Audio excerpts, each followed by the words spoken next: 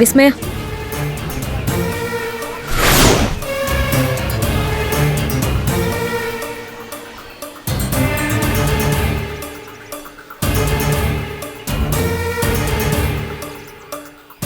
വിസ്മയ ഇതിനു മുമ്പ് എന്നെ ശരിയായിട്ട് കണ്ടു കാണില്ല. എന്നാ ഞാൻ കണ്ടിട്ടുണ്ട് 1-2 തവണ വിനയേട്ടന്റെ ബൈക്കിൽ പോകുന്നത്. ഇനി ഞാൻ എന്നെ പരിചയപ്പെടുത്താം. ഞാൻ വിനയേട്ടന്റെ ടെക്സ്റ്റൈൽസിലാണ് വർക്ക് ചെയ്യുന്നത്. പേര് രോഹിണി. ഞങ്ങൾ തമ്മിൽ ഇഷ്ടത്തിലാണ്. വിനയേട്ടൻ ഇന്നലെ രാത്രി എന്നെപ്പറ്റിയാ വീട്ടിൽ സംസാരിച്ചത്. ഇതിൽ കൂടുതലായി എന്നെപ്പറ്റി വല്ലതും പറയണമെന്നുണ്ടോ? വേണ്ട, മനസ്സിലായി. ചേച്ചി എന്താ ഇവിടെ? കാര്യമുണ്ട്. എനിക്ക് നേരിട്ട് മനസ്സിലാവാത്തൊരു കാര്യം ചോദിക്കാനാ ഞാനിപ്പോൾ വന്നത്. ഞങ്ങളിപ്പോൾ വിവാഹം കഴിക്കുന്നതിൽ ഏറ്റവും എതിർപ്പ് വിസ്മയ്ക്കാണെന്ന് വിനയേട്ടൻ പറഞ്ഞു.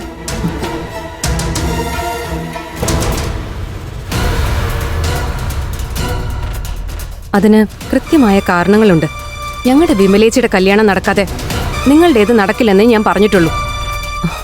അത് എന്റെ മാത്രം അഭിപ്രായ ആയിരിക്കാം. പക്ഷേ ഈ വിവാഹം ഇപ്പോൾ നടക്കണമെന്ന് ഞങ്ങൾ പറയുന്നതിന് ഒരു കാരണമുണ്ട്. അതാ വിനയേട്ടൻ. സോറി, എന്ത് കാരണം പറഞ്ഞാലും ഇപ്പൊ നടക്കില്ലത്. ശരി, ഓക്കെ. എങ്കിൽ വിസ്മയ എനിക്കൊരു ഉപകാരം ചെയ്യണം. എനിക്ക് ഡോക്ടർമാരെ ഒന്നും അത്ര പരിചയമില്ലാത്തതുകൊണ്ടാ. നിങ്ങളുടെ കല്യാണം ഒഴിച്ച് എന്ത് ഉപകാരം വേണമെങ്കിലും ചെയ്യാം, പറഞ്ഞാ മതി. പറയാം.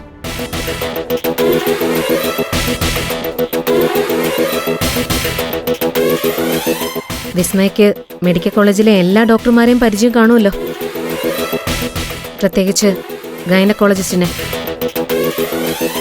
വിസ്മയ അവരോട് സംസാരിച്ച് എന്റെ വയറ്റിൽ വളരുന്ന കുഞ്ഞിനെ അബോർട്ട് ചെയ്തു തരണം. വിനയേട്ടന്റെ സ്വന്തം കുഞ്ഞിനെ.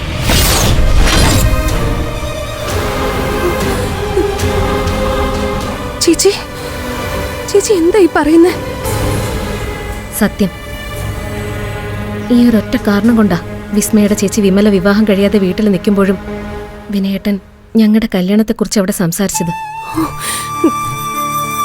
അല്ലാതെ നിങ്ങളെ ആരും മറന്നതുകൊണ്ടല്ല. ഉടനെ ഒരിക്കലും ഈ വിവാഹം നടക്കില്ലെന്നറിഞ്ഞതോടെ കുടുംബം തകരാതിരിക്കാൻ വിനയേട്ടൻ എന്നോട് ആവശ്യപ്പെട്ടിരിക്കുന്നത് ഈ കുഞ്ഞിനെ നശിപ്പിക്കാനാ.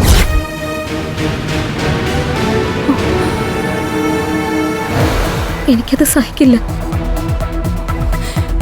അപ്പൊ തോന്നി നീയെങ്കിലും ഈ വിവരം അറിയണമെന്ന്. ഇത് വിനയേട്ടൻ നിങ്ങളിൽ നിന്ന് മറച്ചുവെച്ച രഹസ്യം തുറന്നു പറയുന്ന ചതിയല്ല.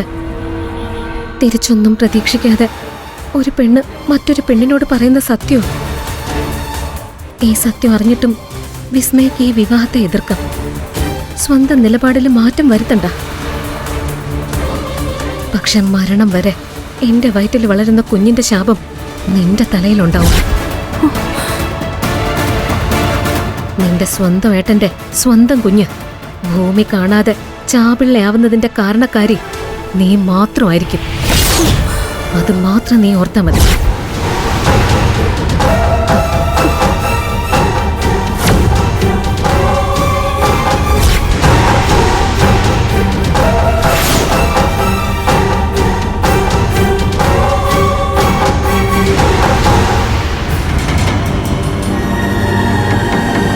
ഫ്ലവേഴ്സ് ടിവിയുടെ സ്മാർട്ട് ഷോയിൽ പങ്കെടുക്കാൻ നിങ്ങളെ ക്ഷണിക്കുന്നു.